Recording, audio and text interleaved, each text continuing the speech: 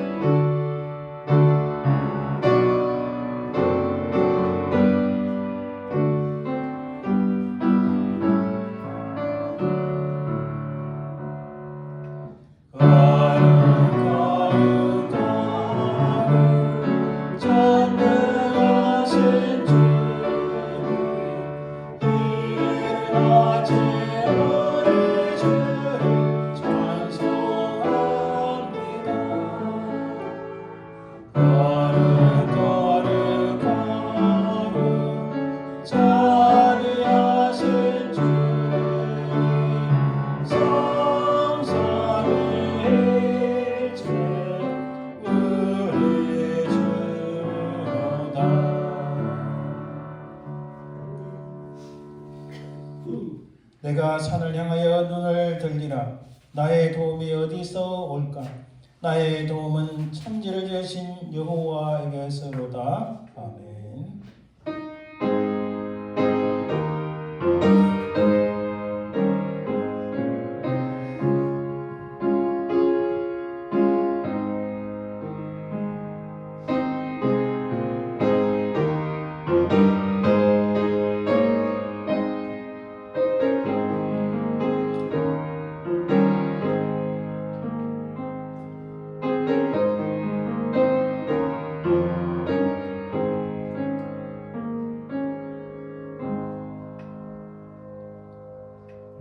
여호와 나의 하나님, 모든 우주 만물을 창조하시고 또 지금도 살아계셔서 인간 역사를 주장하시는 아버지 하나님, 은혜와 사랑을 감사드립니다. 우리는 저 먼지와 같이 흙으로 돌아갈 인생인데 우리 모든 죄악들을 담당하시어 십자가에 달리신 예수 그리스도로 말미암아 우리가 생명을 얻고 하나님의 나라에 들어가는 백성이 되게 하심을 참으로 감사드리나이다. 우리가 이 땅에 사는 동안 주의 성령께서 우리 발걸음을 인도하시고 보호하시는 그 은혜와 사랑을 참으로 감사드리나이다. 이 시간 온전히 살아계신 성삼위 하나님을 찬송하고 경배하오니 오직 하나님만이 모든 영광을 받으옵소서. 감사드리며 그러가신 예수님 이름으로 기원드리나이다. 아멘. 오늘 하나님 말씀 교독은 시편 150편 66번째입니다. 할렐루야. 그의 성소에서 하나님을 찬양하며 그의 권능의 궁창에서 그를 찬양할지어다. 그의 능하신 행동을 찬양하며 그의 지극히 위대하심을 따라 찬양할지어다. 나팔 소리로 찬양하며 비파와 수금으로 찬양할지어다. 소고치며 춤추어 찬양하며 현악과 퉁소로 찬양할지어다. 큰 소리 나는 재금으로 찬양하며 높은 소리를 나는 재금으로 찬양할지어다. 호흡이 있는 자마다 여호와를 찬양할지어다. 할렐루야. 아멘. 우리 지나간 시간들을 돌아보며 하나님 앞에 우리의 허물과 우리 모든 죄악들과 참 부패한 것들을 하나님 내려놓으니 주여 주의 보혈로 우리를 지키시고 용서하옵소서. 십자가에 달리신 우리 주의 보혈이 우리를 깨끗하게 하시고 우리 모든 죄악들을 사하여 줄 믿습니다. 이런 간절한 마음으로 함께 참여 기도를 드립니다.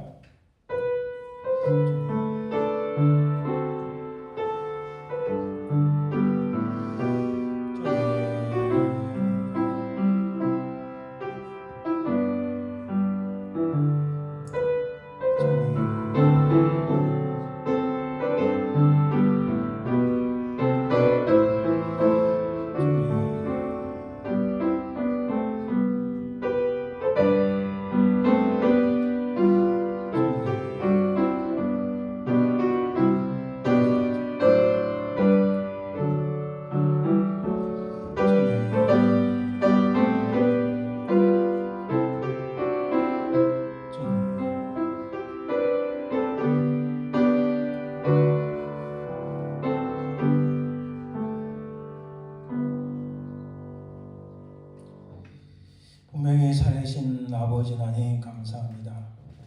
우리를 돌아보니 참으로 죄와 부패한 것뿐이요 참 하나님 나라의 백성으로서 살아야 될 때인데 이 땅에서 붙잡고 살기에 바쁜나이다. 하나님 우리 모든 죄와 허물들을 용서하시고 우리 주 예수 그리스도의 그 보혈이 우리를 깨끗하게 지키시고 주님을 믿음으로 우리 모든 죄악들이 용서받았음을 믿사오며 거룩하신 예수님 이름으로 기도드립니다. 아멘.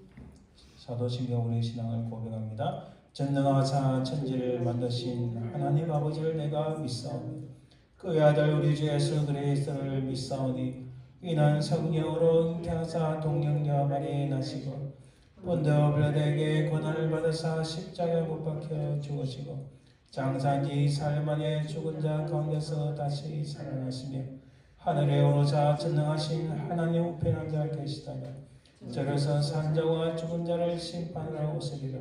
성령을 믿사오며 거룩한 공의와 성도가 서로 교통하는 것과 저를 살려주시는 것과 몸이 다시 사는 것과 영원히 사는 것을 믿사옵나이다.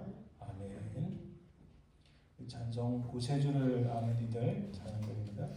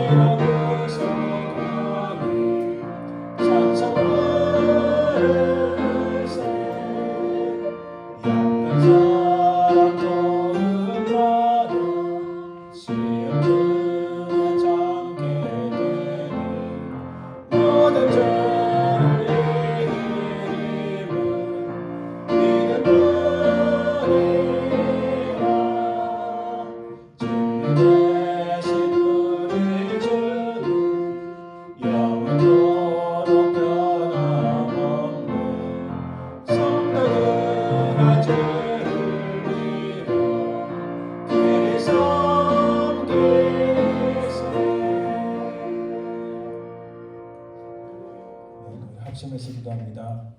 특별히 이번 주간에 미국의 대통령 선거가 있는데 하나님 참으로 주의 은혜가 임하여 이 나라가 하나가 되고 이 나라가 다시 하나님 앞에 쓰임받는 나라가 되게 하옵소서.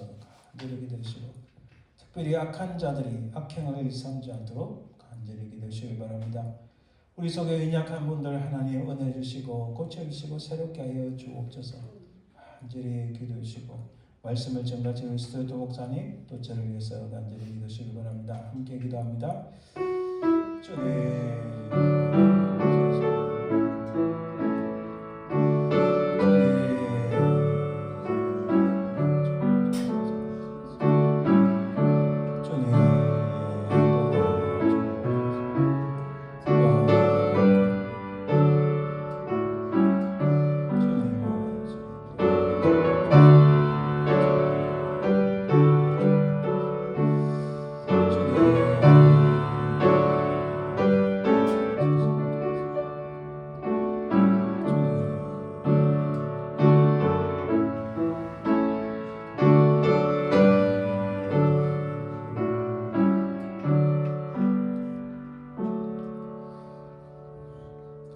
살아계신 주님 감사합니다.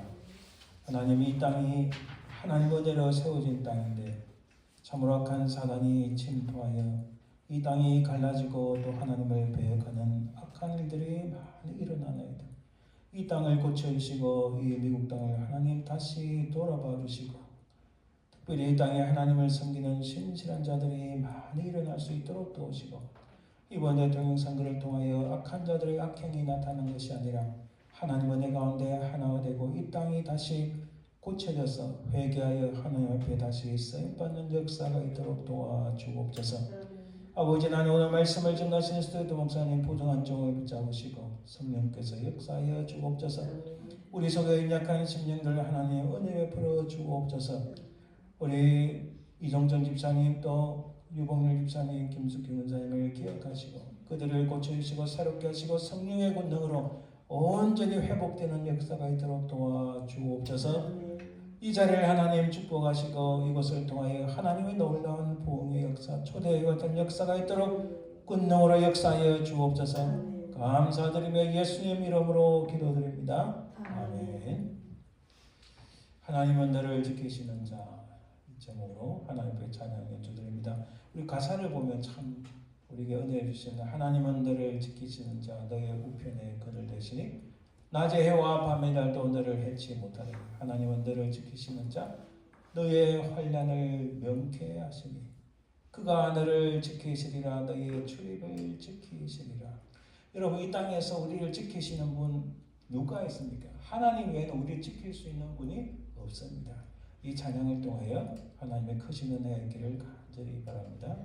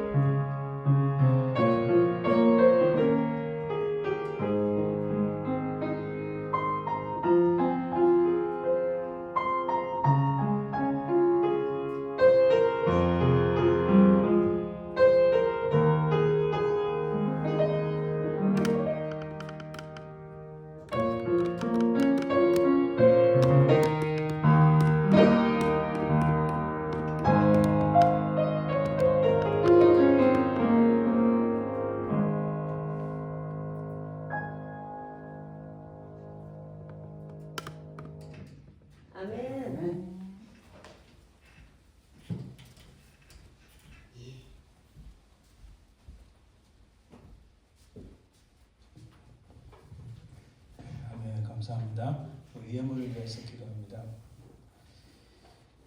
모든 우리 일거수일투족을 지키시며 참으로 우리의 든든한 후원이 되시고 우리의 반석이 되시는 아버지 하나님 은혜를 감사합니다. 주신 이도 하나님이시여 거두어가신 이도 하나님이신데 아버지 하나님 우리가 이 땅에 흙으로 돌아갈진데 모든 것을 채우시는 하나님 은혜에 감사하여 우리 가진 것을 주께 드리나이다. 드린 손길마다 복되게 하시고 이 땅에 사는 동안 물질로 인하여 어려움을 당하지 아니하고 오히려 차고 넘치는 복을 누리게 하옵소서. 그뿐만 아니라 우리 마음의 평안의 복을 주시고 건강의 복을 허락하옵소서. 아버지 하나님 세상이 갈수록 어지러워지고 힘들어지는 이 땅에서 우리는 하나님의 은혜 가운데 하나님의 보호하심 가운데 하나님들 기쁨과 감사의 평안의 복을 누리게 하옵소서. 이 예물을 통하여 하나님 나라 확장되길 간절히 소망하며 거룩하신 예수님 이름으로 기도드립니다. 아멘. 오늘 하나님 말씀은 사무엘하 15장 24절에서 31절입니다. 구약성경 487면 정도에 있습니다. 사무엘하 15장 24절에서 31절 말씀을 봉독해 드립니다. 사무엘하 15장 24절입니다. 보라 사독과 그와 함께한 모든 레위 사람도 하나님의 언약궤를 메어다가 하나님의 궤를 내려놓고 아비의 아들도 올라와서 모든 백성이 성에서 나오기를 기다리도다. 왕이 사독에게 이르되 보라 하나님의 궤를 성읍으로 도로 메어 가라. 만일 내가 여호와 앞에서 은혜를 입으면 도로 나를 인도하사 내게 그 궤와 그 계신 데를 보이시리라. 그러나 그가 이와 같이 말씀하시기를 내가 너를 기뻐하지 아니한다 하시면 종이 여기 있사오니 선이 여기시는 대로 내게 행하시옵소서 하리라. 왕이 또 제사장 사독에게 이르되 네가 선견자가 아니냐. 너는 너희의 두 아들 곧 내 아들 아히마스와 아비 아들의 아들 요나단을 데리고 평안히 성읍으로 돌아가라. 너희에게서 내게 알리는 소식이 올 때까지 내가 광야 나롯에서 기다리라 하니라. 사독과 아비 아들이 하나님의 궤를 예루살렘으로 도로 메어다 놓고 거기 머물러 있으니라. 다윗이 감난산 길로 올라갈 때에 그의 머리를 그가 가리고 맨발로 울며 가고 그와 함께가는 모든 백성들도 각각 자기의 머리를 가리고 울며 올라가니라. 어떤 사람이 다윗에게 알리되 압살롬과 함께 모반한 자들 가운데 아히도벨이 있나이다 하니 다윗이 이르되 여호와여 원하옵건대 아히도벨의 모략을 어리석게 하옵소서 하니라. 아멘. 오늘은 내리막길에서 On the downhill이라는 제목으로 우리 한번 살펴보길 원합니다. 잠깐 기도합니다. 하나님 감사합니다. 오늘 말씀을 통하여 우리 인생의 내리막길, 어려운 일, 참으로 고된 일, 고난의 길이 왔을 때 우리가 죄를 깨닫는 하나님의 큰 은혜가 있게 도와주옵소서. 감사드리며 예수님 이름으로 기도합니다. 아멘. 이 사무엘상 딱 열면은 우리가 첫 번째 만난 사람이 한나라는 여인입니다. 이 해나, 영어로 해나인데 해나라는 이름이 그래서 한국에서도 그렇고 미국에서도 한때는 굉장히 그 여자애들 같은 경우 최고의 그 인기 있는 이름이었어요. 사실 성경에서 보면 이 한나는 사실 대단합니다. 그 누가복음 2장에 나오는 마리아와 비교될 정도로 이 한나에 대해서 특히 한나의 기도에 대해서 이야기합니다. 사무엘상 2장 6절 7절에 한나의 기도가 이런 내용이 있습니다. 여호와는 죽이기도 하시고 살리기도 하시며 서울에 내리기도 하시고 거기에서 올리기도 하시는도다. 여호와는 가난하게도 하시고 부하게도 하시며 낮추기도 하시고 높이기도 하시는도다. 사실 이게 한나의 기도이지만 한나의 기도 이전에 이것은 우리 인생을 통찰할 수 있는 참 놀라운 인사이트를 우리에게 주기도 합니다. 하나님은 인생들을 죽이기도 하시고 살리기도 하신다. 가난하게도 하시고 부하게도 하신다. 낮추기도 하시고 높이기도 하신다. 역사를 들여다보면 이게 이 말씀이 얼마나 철저하게 들어맞는지를 알 수 있습니다. 이 내용은 한나는 아이를 가지지 못하는 불임의 여인이었어요. 아이를 잉태하지 못했어요. 그래서 아이가 없어서 하나님 앞에 간절히 기도합니다. 그때 하나님께서 주신 그 하나님 그 아들이 바로 사무엘이었어요. 당시 사사 시대를 거쳐서 이스라엘은 굉장히 불임의 여인처럼 미래가 없어 보였습니다. 고대 사회에서는 아들이 없으면 이 여인은 굉장히 불행한 인생을 산다 생각했어요. 또 대부분이 그렇게 믿었고, 마찬가지로 이스라엘도 미래가 없고 그 다음에 아들을 낳을 수 없는 불임의 여인처럼 잉태하지 못하는 아이를 가지지 못하는 여인처럼 여겨졌습니다. 그런 불임의 이스라엘이 높아질 것인데 이것은 오직 하나님에 의해서만 된다는 것을 우리에게 보여줍니다. 자, 여러분, 오늘 본문을 위주로 우리가 한번 이렇게 생각해 봅시다. 우리가 다 읽지 않았지만 사무엘하 15장 1절에 12절 보면은 지금 여러분들이 감독이라 생각하세요. 영화 감독이라 생각해 보세요. 영화 감독이 여러분들의 카메라의 앵글을 어디에 맞출 것인가?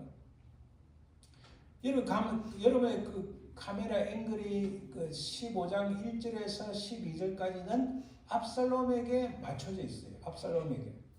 자, 압살롬이 15장 1절에서 12절에 무엇을 했는가? 간단하게 찾아봅니다. 문제는 15장 1절에 보면 압살롬이 자기를 위하여, 자, 결론을 이렇습니다. 압살롬은 민족을 위하여, 국가를 위하여, 가난하고 억울한 사람들을 위하여가 아니고 자기 자신을 위하여 지금 말하자면 쿠데타를 계획하고 있는 거예요. 누구를 대항해서? 자기의 아버지 다윗 왕을 대항해서.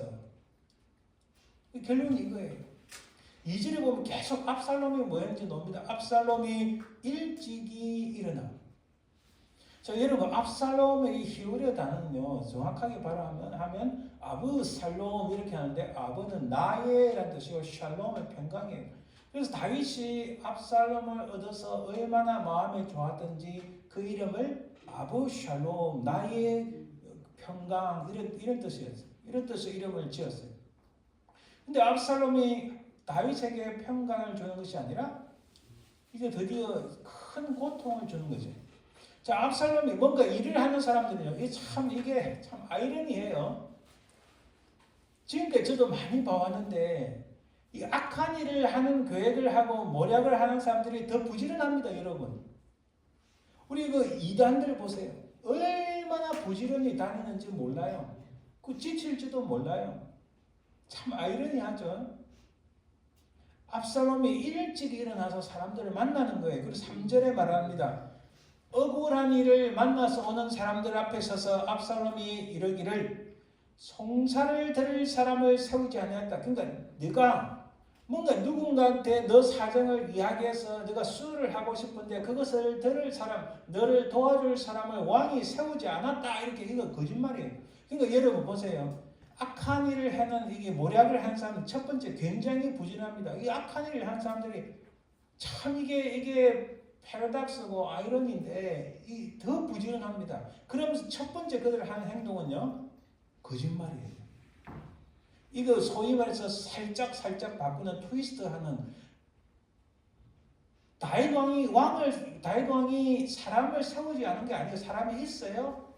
근데 살짝 비틀을 뿐이죠. 그리고 4절에 압살롬이 이르기를 내가 정의 베푸기를 원하노라. 이 악한 사람들이요, 자기가 정의래요. 자기가 정의를, 자기가 선을 행할 수 있고 자기가 다 도와줄 수 있다. 이렇게 말을 해요. 사람들이 특히 현대사회에 그런 말들에 해서 많은 사람들이 살짝 넘어가죠. 미혹되는 거죠. 그래서 우리 신약에 바울도 그랬어요. 미혹한 영은 살며시 가만히 들어온다고 합니다.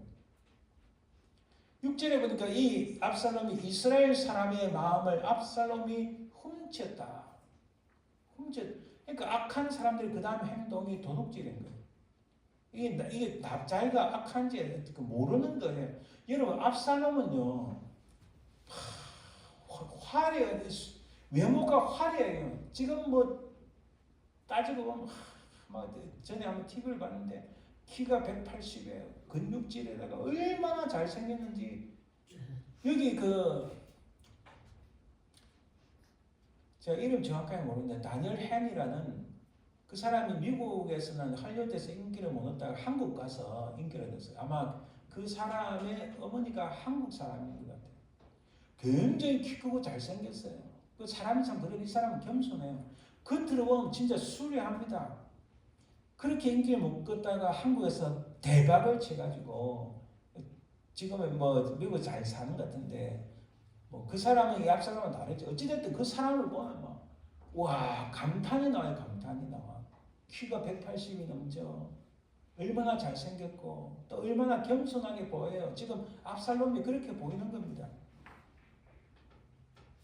근데 10절에 보면 압살롬이 정탐 스파이를 지금 각 지방으로 보내서 야 너희들 가면은 이런 말을 해라. 압살롬이 헤브론에서 왕이 되었다 이렇게 말하는 거예요. 너 가서 이런 말을 해라. 뭐 이런 지금 어느 국가든 누구든 다 이거 하잖아요. 심지어는 한국의 광주 사태 때 김재동 씨가 돈을 주고 학생들 사서 뭐 이런 걸 말을 터뜨려. 그거 지금 한 달 전에 미국 CIA에서 공개를 했어요. 그거 사실이라는 거예요. 참 이게 제가 진짜 아니면 서울시에 이런 말 안 하잖아요. 누가 들을지도 모르는데 미국에서 한 달 전에 다 공개를 했어요. 그게 이제 20년, 30년 지나면 공개를 하게 되는데 그 문건이 공개된 거예요. 참 역사의 아이러니입니다. 자, 압살롬이 다윗의 모사 아히도벨은 다윗에게 있어서 그 진짜 엄청난 모사꾼, 뛰어난 아주 굉장히 뛰어난 전략군이었어요. 말하자면 중국의 제갈공명, 그죠? 제갈공명은 죽어서까지 예측을 해서 전쟁을 이기게 만들었다 할 정도로 어마어마한 천재 중에 천재잖아요.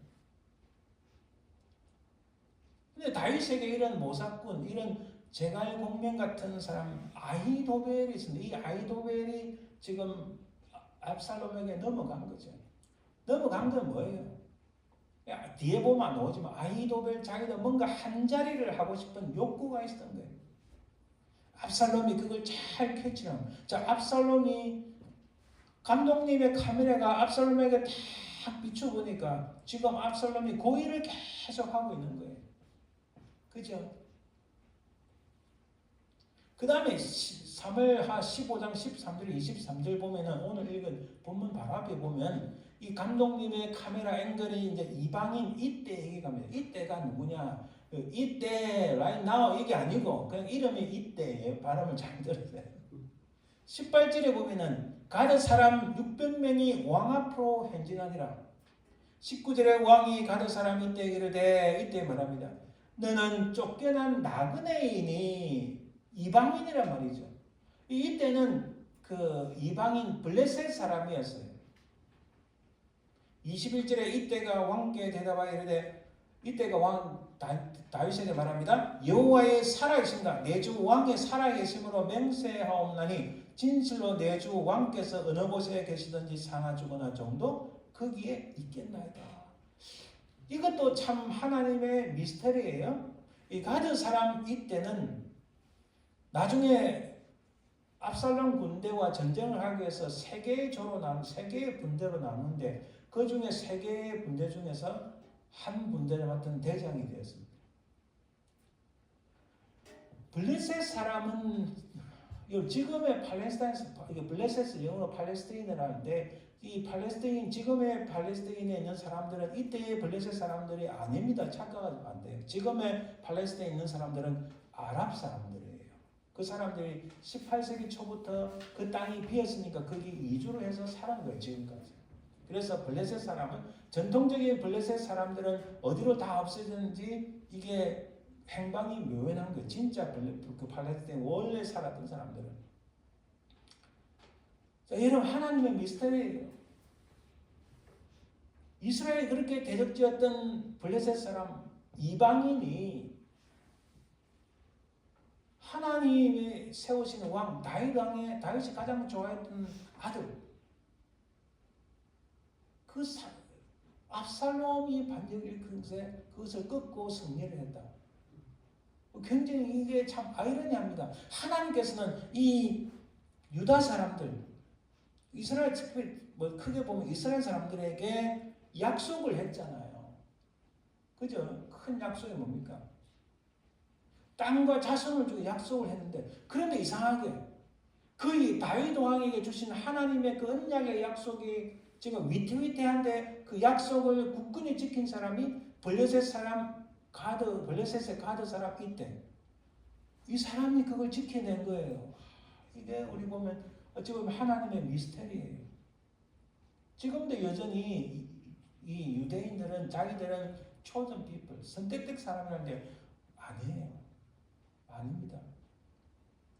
근데 이 하나님의 역사, 예수 그리스도 지금 오늘 와서 새로운 언약의 시대에 와서 예수 그리스도를 진실하게 믿는 크리스천 그리스도인들에 의해서 유대인들이 복음을 받기 시작하는 게 오늘이에요.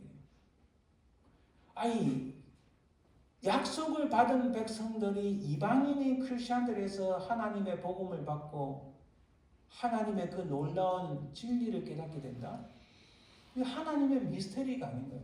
아무튼 참 흥미롭습니다. 어찌됐든 이런 역사가 감독님의 카메라가 지금 이때 딱 맞춰보니까 이 사람이 진짜라는 거예요. 여러분 뒤에 말씀드리겠지만 우리가 인생을 살면서 저보다 더 많은 경험들이 있으시겠지만 제가 진짜 마음이 괴롭고 힘들 때 그때 제가 깨닫는 게 있었어요. 누가 진짜 내 친구인가? 누가 나를 도와줄 수 있는가? 물론 하나님 계시죠. 하나님 알고 이 땅에서 누가 진짜 나를 도와줄 사람인가? 그걸 제가 발견하게 됩니다. 그 발견해서 그 괴롭고 힘들 때 간절히 기도할 때 하나님 붙여주시는 사람들이 있더라고요. 또 어렵고 힘든 상황에 대처했을 때 그 사람의 진짜 모습이 나옵니다. 이거는 신앙인이든 아니든 누군가가 어려운 자기 앞에 거인 같은 자기가 도저히 어찌 할 수 없는 엄청난 것들이 다가올 때 그 사람의 이거는 크리스천이든 아니든 상관없습니다. 그 사람의 진실함이 그 사람의 진짜 모습이 나오는 거예요. 우리 크리스천들은 그런 모습일 때 물론 하나님만 의지하죠. 그러나 하나님만 의지하지만 그러나 이 땅에서 내가 어떤 모습으로 살아갈 것인가? 진짜 진실할 것이냐? 내가 모든 것을 잃더라도 진실할 것이냐? 아니 이것을 살짝 모면하기 위해서 거짓을 행하고 악한 일을 행하고 그때 그 사람의 진면목이 그 진짜가 가짜가 갈라지는 거예요.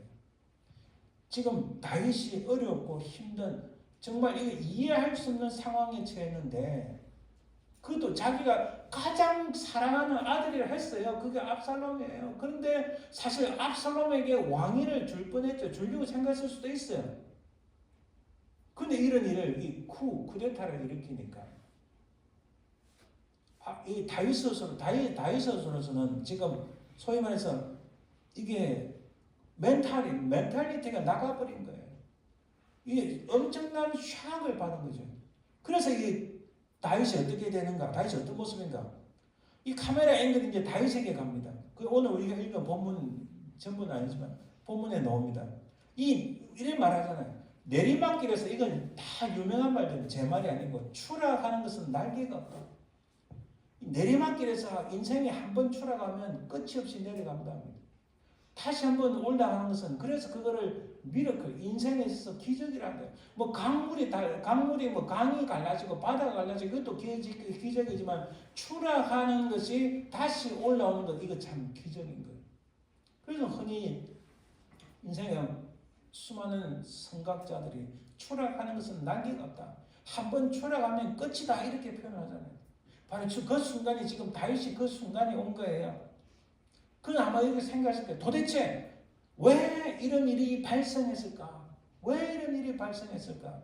두 번째, 이 내리막길에서 지금 다윗은 무엇을 보고 있습니까?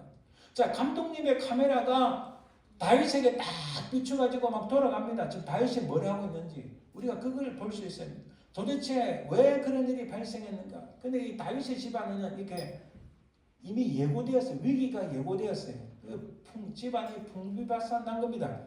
그 하나가 다윗의 또 다른 이게 압살롬하고 또 다른 배달한 아들이 암논인데 이 암논이 그 압살롬의 친 누이 동생 다말을 겁탈을 했어요.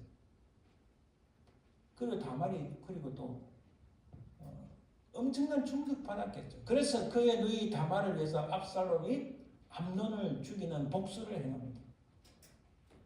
자, 다윗이 암논을 벌하기를 기대하면서 이 압살롬은 2년을 기다렸어요. 2년을 기다리다가 안 되니까 그 다음에 자기가 친히 자기 손에 자기 그 암논의 피를 묻히고 죽인 거예요. 암논을 죽인 후에 3년을 숨어 살았습니다.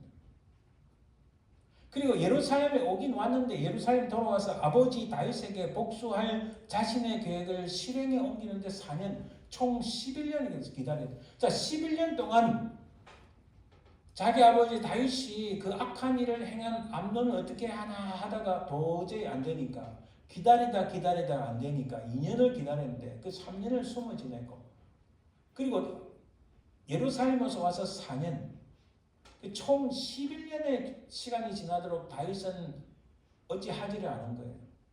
이미 다윗은 위대한 왕이지만은 자기 가정에서 이런 어처구니없는 악한 일들, 이런 불행한 일들이 많이 발생한 거예요.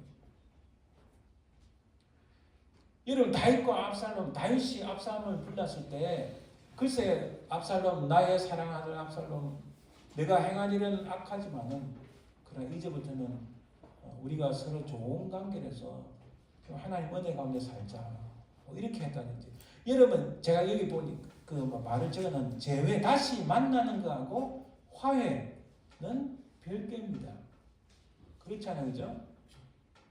다시 만나긴 만났지만 서로 화해하는 것은 전혀 다릅니다. 이것은 전혀 다른 거예요. 우리 하나님과 우리 사이의 reconciliation, 이 화해가 막힌 담이 없어요. 막힌 담을 흘고 하나님을 나의 아버지로 만난 이게 진정한 real reconciliation. 이것이 있기 때문에 우리가 하나님을 아버지로 부를 수 있는 거예요. 근데 다윗하고 압살롬에게 막힌 담이 있는데 이 막힌 담을 흘지 않고는 압살롬을 다윗을 아버지라 부르지 않고 그냥 일개 왕으로 내가 쿠데타를 일으켜야 될 왕으로 보는 거예요. 아니 다윗은 또 그 담이 없으니까 자기 아들에게는 아들이지만은 저놈의 자식 저거는 앞으로 쿠데타를 일으켜 저 쿠데타를 일으켰으니까 아들로 취급 안 하는 거예요. 그래서 다시 만난다는 것과 화해한다는 것은 엄청나게 다르다는 겁니다.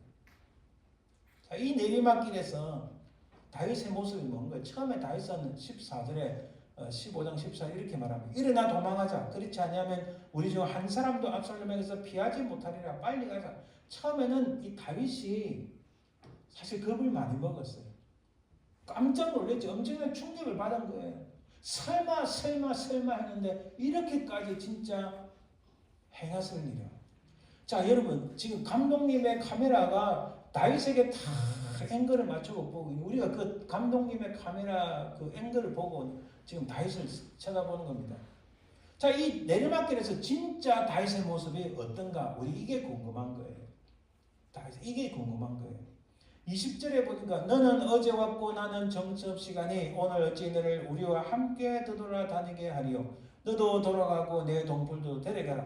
은혜와 진리가 너와 함께 있기를 원하노라. 여러분 지금 다윗은 머리를 풀고 도망가는 입장입니다. 한 명이라도 자기 세력을 붙여야 될 거 아닙니까? 그죠? 한 명이라도 다음에 저 압살롬하고 분명히 한판 붙을 텐데 한 명이라도 자기 편에 붙여가지고 좀 많이 만들어야 되지 않습니까? 그게 실제적인 사람의 심리가 아닌 거예요. 근데 지금 다윗이 다급하게 도망가자 말을 했지만은 그냥 그거 좀 다른 사람에게 분명히 드러납니다. 그 뭐 20절에 이게 누구에게 하는 말인가? 바로 이때 얘기하는 말이에요.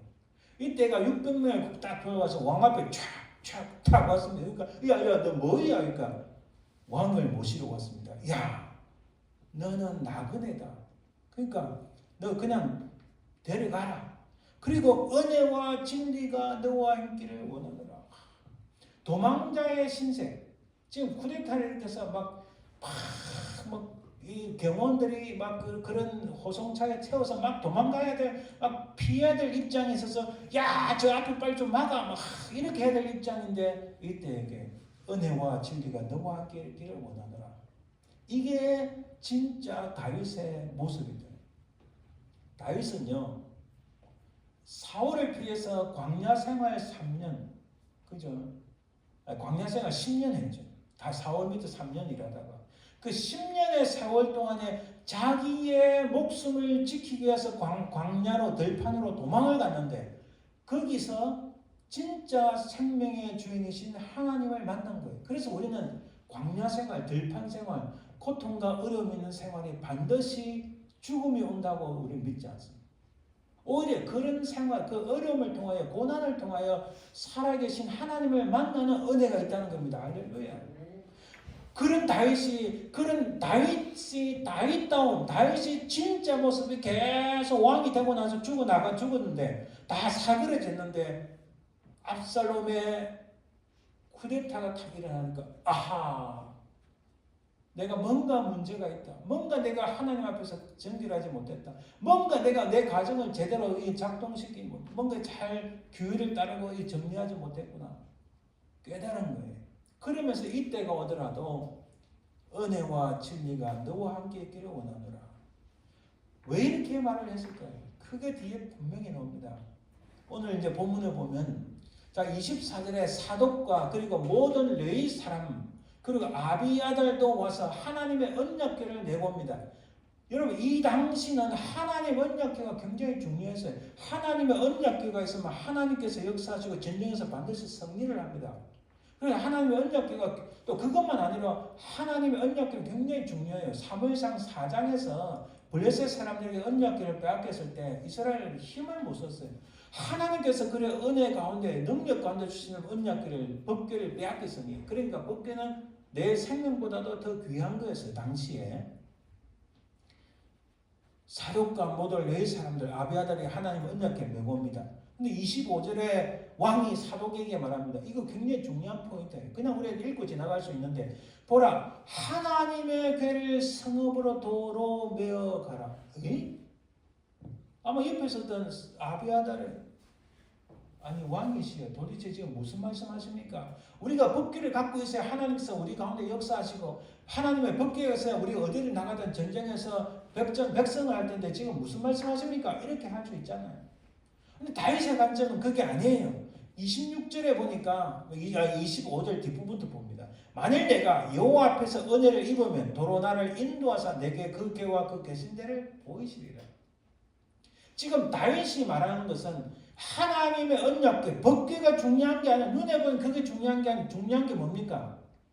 하나님의 뜻인 거예요. 하나님께서 어떻게 하시는가? 26절에 그러나 그가 이와 같이 말씀하기를 내가 너를 기뻐하지 아니한다 하시면 종이 여기 있어니 선이 여기시는 대로 내게 행하시옵소서. 무슨 말씀이에요? 법궤가 중요한 게 아니고 하나님께서 그래 그러나 내가 너를 기뻐한다. 이러면 내가 다시 돌아올 것이고 야 너 인생이 끝났어. 내가 너를 기뻐하지 않아 하면은 하나님 이제 저는 왕으로서 끝났네요. 하나님 선히 여기시는 대로 저에게 행하시옵소서. 뭡니까? 다윗이 보는 것은 지금 제가 뭡니까? 무엇을 보고 있는가? 법궤를 보는 게 아니고 하나님께서 무엇을 어떻게 하실 것인가 그걸 보고 있는 거예요. 할렐루야. 야 역시 다윗은 다르다. 사람이요 한번 내리막길 치면은 끝없이 내려갑니다. 다시 올라오기가 쉽잖아요. 추락한 것은 날개가 없다. 이것은 뭐 그냥 놓은 말이 아니고 수많은 사람들이 다 경험에 의해서 역사적인 결과에서 놓은 말입니다. 추락을 하면은 끝없이 내려가는데 다윗은 추락을 하는 내리막길임에도 불구하고 그가 보는 것은 법궤라든지 사람을 많이 모으는 이게 아니라 하나님이 나를 기뻐하시면 내가 다시 다윗성에 돌아올 것이고 하나님이 나를 기뻐하지 않으시면 내가 너를 기뻐하지 않는다. 예 하나님 알겠습니다. 그럼 저에게 선을 행하시옵소서. 제가 어떻게 해야 됩니까? 문제는 다윗이 문제가 아니고 핵심은 다윗이 하나님께서 어떻게 하실 것인가 그걸 보고 있다는 겁니다. 할렐루야. 그래서 오늘 본문을 보면 왕이 또 제사장 사독에게 이릅니다. 내가 승견자가 아니냐. 자, 두 아들 아히마스와 요나단을 데리고 평안히 성읍으로 돌아가라. 그리고 너희들로부터 오는 소식이 있을 때까지 내가 나루터에서 기다리겠다. 그러면서 그 사독과 아비아들이 하나님을 깨고 예루살렘 다시 들어갑니다. 그리고 30절에 보니까 다윗이 감난산 길로 올라갈 때에 그의 머리를 그가 가리고 맨발로 울며 가고. 이 왕이 하나님 앞에서 얼굴을 들 수도 없고 백성들 앞에서도 얼굴을 들 수도 없고, 우리가 분명히 하나님 앞에 살기도 하지만 사람 앞에 살기도 합니다, 여러분. 그렇잖아요. 그죠? 하나님 앞에 인정도 받아야 되지만 사람들로부터 인정받아야 됩니다. 그 부분에 참 우리를, 또 저도 참 마음이 힘들 때가 있어요. 사람들에게 인정받지 못하고, 참 제가 인정받지 못하는 사람은 아니지만은, 그러나 사람들로부터 그런 놀라운 그 칭송도 받고 인정도 받고 싶은데 참 그러지 못할 때 사람 참 힘들 수가 있어요.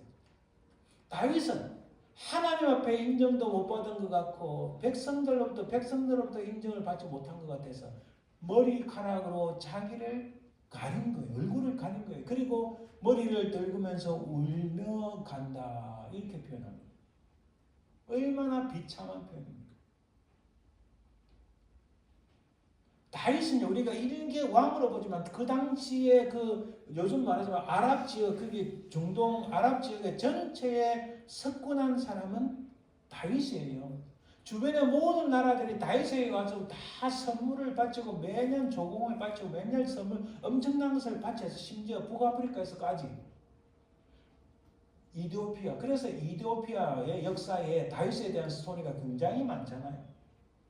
그런 다윗인데 엄청난, 요즘 말하자면 제국과 같은 왕인데, 황제 같은 사람이 자기 가장 사랑하는 아들 때문에 너무 부끄럽고 미안해서, 백성들 보기도 미안해서 하나님 앞에서도 덜 면목이 없으니까 머리를 자기 머리카락으로 가리고 울면서 눈물을 뚝뚝 흘리면서 지금 도망가고 있는 시점입니다. 그가 도망가, 이거 볼까요? 예루살렘, 당시 예루살렘 이렇다고. 그리고 그 뒤에 감람산이 있는데, 예루살렘에 나와서 이렇게 이 빨간 그 선을 따라서 다윗이 예루살렘을 나와서 감람산을 지나 요단강을 건너 동쪽으로 도망가는 모습이었다, 이렇게 볼 수 있습니다. 이런 마지막 절에 보니까 어떤 사람이 다윗에게 알리되 압살롬과 함께 모반한 자들 가운데 아히도벨이 있나이다. 여러분, 제갈공명 같은 사람이 저쪽에 넘어갔으니 이거는 이제 끝난 거예요. 게임이 끝. 근데 다윗이 그런 처참한 가운데서도 그 끝까지 하는 무엇입니까? 다윗이 이르되 여호와여 원하옵건대 아히도벨의 모략을 어리석게 하옵소서. 그가 머리카락으로 머리를 가리고 눈물을 뚝뚝 흘리며 이 소식을 듣고 여호와여 아히도벨의 모략을 무력화시켜 주옵소서. 그의 모든 지략이, 모든 지혜와 플랜들이 다 아무 소용이 없게 하옵소서. 기도합니다. 여러분, 이 기도가 응답이 됐나요, 안 됐나요? 확실하게 응답됐잖아요. 아히도벨은 당대에 지금 엄청난 지략가입니다. 근데 그 말고 다윗의 친구는 후세가 있는데 이 사람은 그만큼 따라가지 못해요. 그런데 아히도벨의 지략이 엄청나고 완전 그 자체에 있는 데 불구하고 후세의 지략이, 후세의 한마디에 그냥 팡 나가떨어져요. 아히도벨이 그냥 집에 가서 자기 스스로 목숨을 끊었잖아요. 이 기도가 그대로 이루어지는 것을 우리가 실제로 봅니다. 자, 여러분 잊지 마세요. 감독님의 카메라 앵글이 다윗에게 계속 맞춰져 있는데, 아까 제가 그랬잖아요. 내리막길에서 추락하면서 날개가 없다. 한번 추락하면 끝이다. 그런 가운데서 다윗이 옛날 그 광야 10년의 젊을 때의 생활, 그 모습을 다시 회복되는 걸 볼 수 있습니다. 왕이 되고 나서 뭐 편하죠. 온 나라에서 조공을 바치고 금은 보화를 북아프리카에서도 가지고 성경에 기록되어 있습니다. 다 가지고 오는데 뭐 등짝에 힘 딱 주고 그 금방이 새겨진 의자에 가만히 앉아서 그래 뭐 온 사람들 매일 잔치잖아요. 그런 생활하다 보니까 자기가 누구고 자기가 어느 자리인지 다 까마득히 잊은 거예요. 뭐든지 잘 될 줄 생각했죠. 그런 다윗이 무덤덤해지고 아무 생각이 없는 그런 어리석은 사람으로 추락을 하는 가운데 압살롬의 쿠데타 딱 하려니까 정신이 번쩍 들어서 옛날 다윗의 모습으로 돌아가는 거예요. 그가 지금 요단강 동편 광야 들판으로 다시 도망갑니다. 근데 그 가는 과정에서 그가 진짜 다시 다윗의 모습으로 회복되는 것을 볼 수 있습니다. 아까 제가 말씀드렸지만 그의 진정한 친구는 누구인가? 그의 길을 가로막은 사람은 누구인가? 제가 우리 다음 장에 보면 그의 길을 가로막는 사람이 있어요. 그런데요, 이 놀라운 것은 하나님께서 다윗에게 약속하셨잖아요. 너의 왕위는 견고할 것이고 너의 후손은 영원한 왕위를 가지고 있다. 그 다윗의 후손을 누가 오셨습니까? 바로 예수 그리스도 그분이 오셨잖아요. 하나님께서 다윗에게 약속하셨고 솔로몬에게 약속하셨는데 압살롬에게는 아무 약속이 없어요. 하나님께서 압살롬에게 말씀하신 바가 아무것도 없어요. 사람이 자기가 잘나서 뭔가 해볼 수 있지만 하나님의 손에서 벗어나고 하나님의 관심에서 벗어나면 그것으로 끝나는 거예요. 감독님의 카메라 그 앵글은 앞에 잠시 압살롬에게 비추고 그것은 끝난 거예요. 더 이상 주인공이 압살롬이 아니라 결국에 감독님의 카메라의 앵글은 계속 누구를 비춘다고요? 다윗을 비추고 있는 거예요. 다윗을 찍고 있는 거예요. 결국 이 사무엘 후반의 주인공은 압살롬이 아니라 다윗임을 알 수 있습니다. 그 내리막길에서 다윗이 보세요. 내리막길에서 다윗이 선택할 수 있는 것은 두 가지밖에 없어요. 두 길이 있어요. 여러분 좀 어렵다니지만 디폼이라 이게 붙인 게 아니고 또 리폼도 붙인 게 아니라 리폼. 사람이 D는요 부정적인 의미가 있어요. 영어에서 D는 그냥 부정적인 네거티브, 노, 그다음 반대 이런 뜻이 있어요. 다윗이 선택할 수 있는 그 길은 두 가지. 하나는 디폼, 완전히 내리막 끝까지 내려가는 게 있고 하나는 자신을 돌아보아 새롭게 갱신해서 자기를 변화시켜서 트랜스포밍해서 다시 리폼으로 가는 거예요. 인생은 누구나 다 이 두 가지 길이 있어요.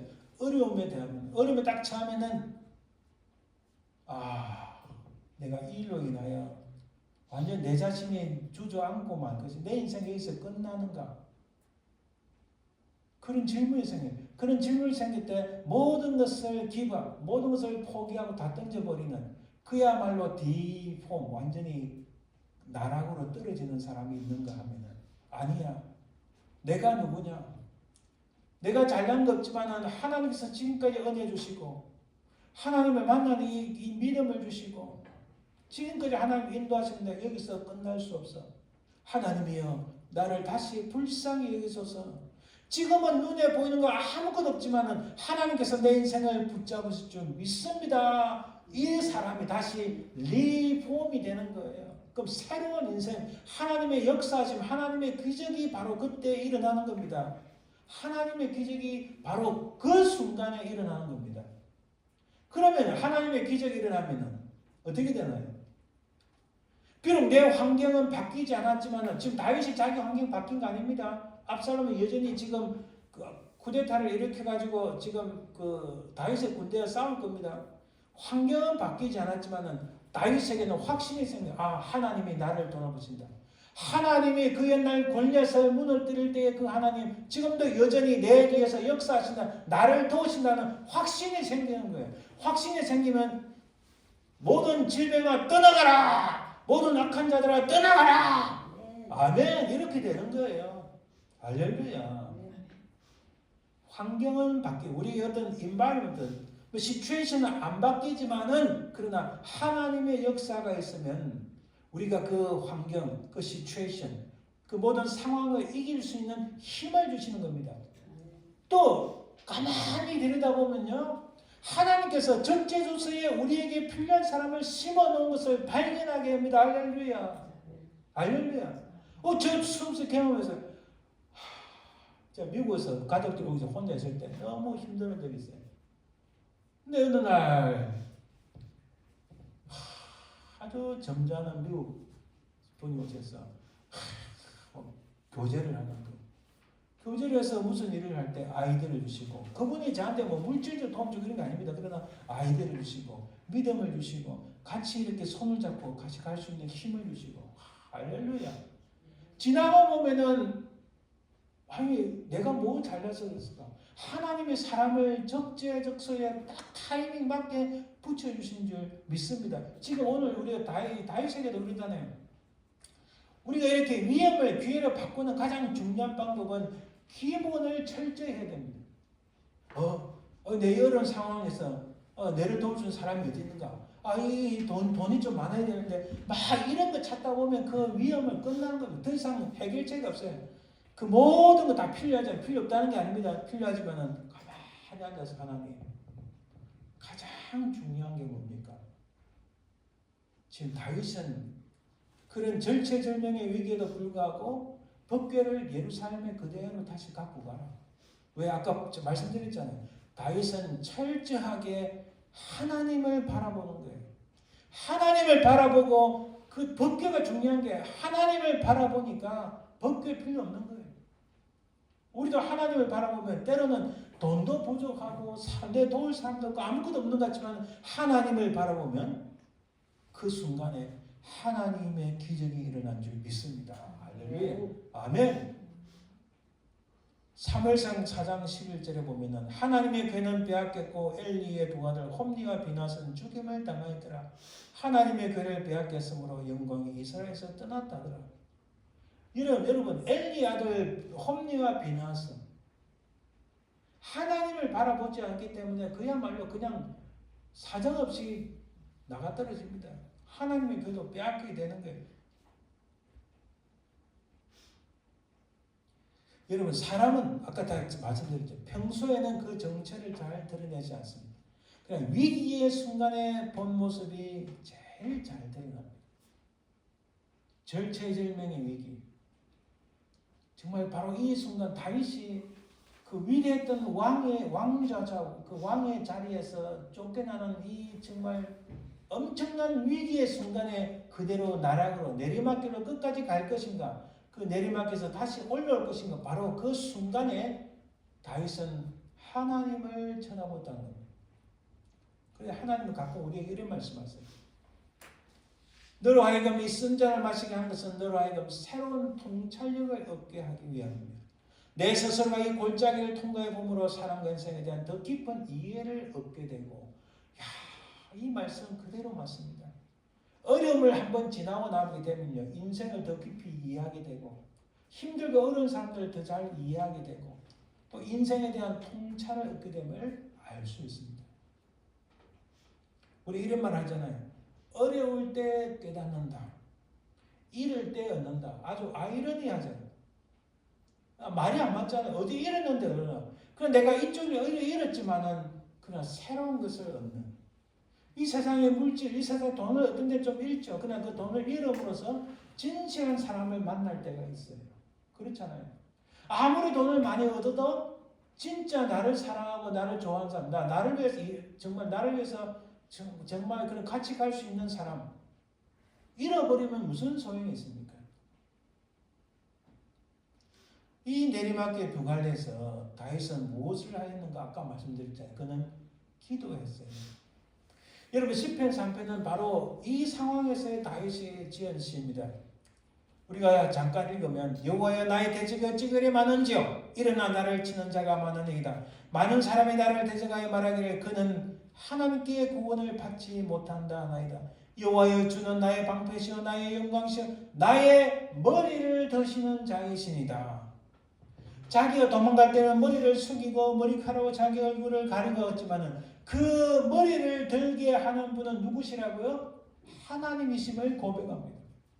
자기 스스로가 아니라 그 어려운 상황 가운데 고개를 숙이고 머리를 흐트리고 도망가지만은 그러나 하나님을 바라보는 다윗, 그 다윗을 다시 들게 하시고 다시 세워주시는 분은 하나님. 우리가 그것을 봐야 됩니다. 우리가 은혜보다 문제가 더 크게 볼 수 있습니다. 하나님의 은혜는 어디 있어? 이래 어렵고 힘든 문제 어떻게 할 거야? 그러나 문제보다는 하나님을 쳐다볼 때 우리에게는 더 큰 확신이 온다는 사실입니다. 아까 말씀드렸죠. 어릴 때 하나님은 진실한 사람을 붙이십니다. 다윗에게 이때 사독 아비아달 그리고 그의 아들들 그리고 후세는 아히멜렉보다는 좀 떨어지는 지략가였지만 그러나 후세를 통하여 하나님 역사하시는 것을 볼 수 있습니다.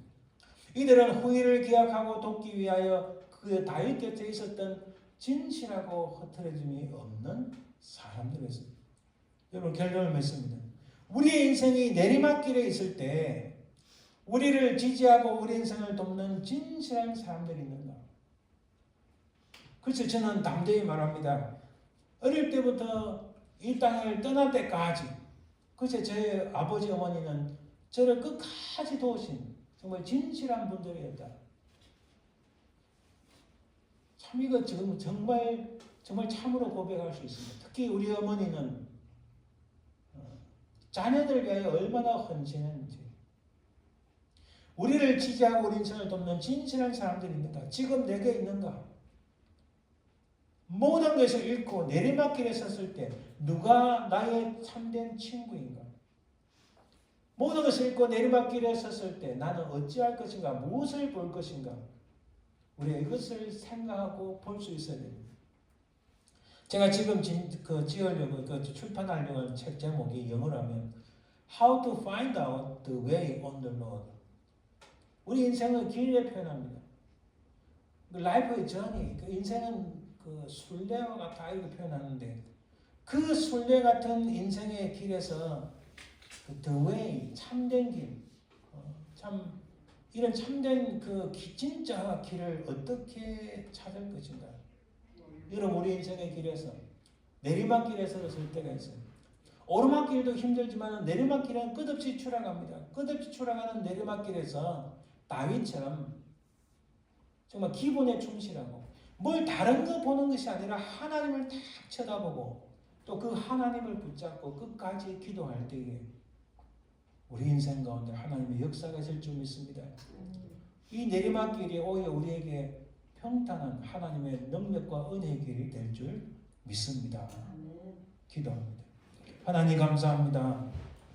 우리 인생이 내리막길에 있을 때에 끝까지 주님을 바라보고 주님 앞에 기도함으로 믿음으로 승리하는 저희들 되게 도와주옵소서. 감사드리며 예수님 이름으로 기도합니다. 아멘.